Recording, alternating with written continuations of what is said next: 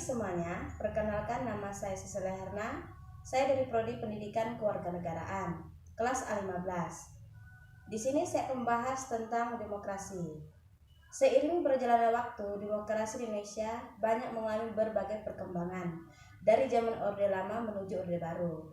Demokrasi adalah salah satu kebebasan dalam mengeluarkan pendapat. Lalu berdasarkan pendapat tersebut, dari pendapatan tersebut, saya akan mewawancarai kelima narasumber dengan pertanyaan yang sama, yaitu bagaimana definisi demokrasi menurut Bapak dan Ibu. Baik, kita langsung saja bertanya kepada kelima narasumber.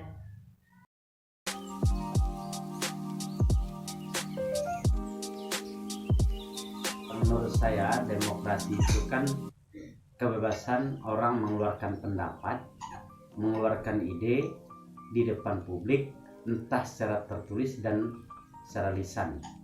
Nah, maka ketika hal ini disampaikan dalam undang-undang, dalam kehidupan bermasyarakat, lalu diterapkan dalam pemilihan yang tertuang dalam undang-undang untuk memilih presiden dan wakil presiden, salah satu yang memang secara demokrasi dipilih langsung oleh masyarakat. Maka sekarang berbeda dari zaman Orde Baru, Orde Lama. Kalau zaman Orde Baru dan Orde Lama, presiden, MPR, DPR itu ditunjuk langsung oleh undang-undang, artinya oleh para legislator. Kemudian kalau sampai saat ini demokrasi ini masyarakat memilih langsung pemimpin sesuai dengan keinginan langsung ketika di bilik suara. Itu menurut saya. Jadi kebebasan berpikir, berpendapat dan menentukan pilihan itu berdasarkan hak asasi manusia yang ada, yang tertera sesuai dengan demokrasi dalam Undang-Undang Dasar 1945. Itu menurut saya. Jadi menurut saya adalah kesetaraan warga negara, yaitu warga negara Indonesia, dalam menentukan pilihan keputusannya sendiri dan menentukan jalan hidupnya, mengubah pola pikirnya sendiri.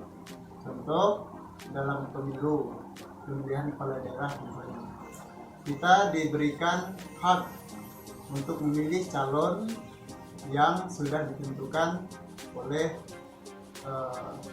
panitia pemilu. Kita berhak untuk memilih tanpa ada intimidasi, tanpa ada paksaan, tanpa ada dorongan dari pihak luar. Sepenuhnya adalah hak kita. Menurut saya seperti itu. Terima kasih. Baiklah, demokrasi menurut saya itu kebebasan berekspresi baik secara lisan maupun tertulis tanpa paksaan dari pihak manapun. Demokrasi menurut pendapat saya adalah kebebasan setiap warga negara untuk menyampaikan pendapatnya baik secara lisan, tulisan, audio maupun video, di mana setiap warga negara diberi kesempatan untuk menyampaikan pendapatnya terhadap suatu perubahan yang terjadi di dalam suatu lembaga masyarakat. Terima kasih.